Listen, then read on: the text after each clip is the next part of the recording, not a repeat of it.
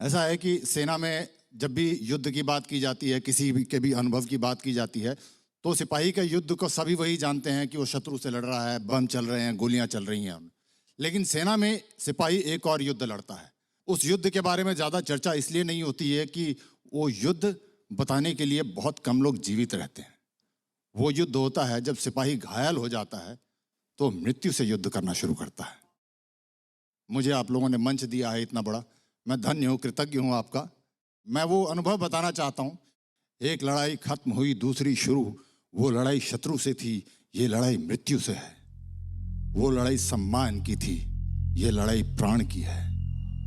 एक लड़ाई खत्म हुई, दूसरी शुरू। लड़ाई वो भी थी मुश्किल, पर ये थोड़ी ज्यादा है।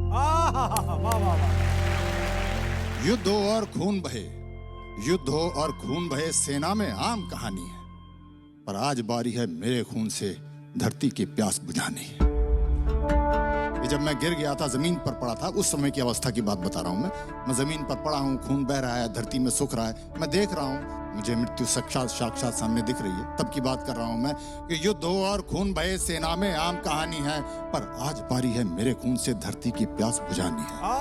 विश्वास हमेशा रहता था, विश्वास हमेशा रहता था, हर युद्ध जीत कर आऊंगा, पर आज लग रहा इस युद्ध में शायद ना जीत पाऊंगा।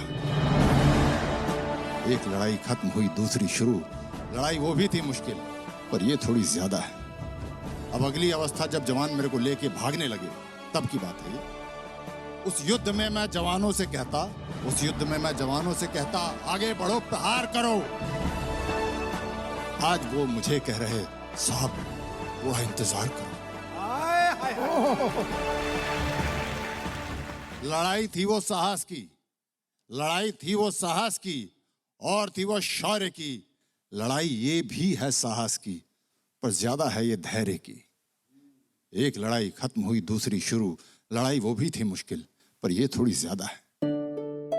प्राणों की बाजी लगाकर शत्रु पर जो वार किया, शत्रु को तो मार दिया, पर बाजी शायद हार गया।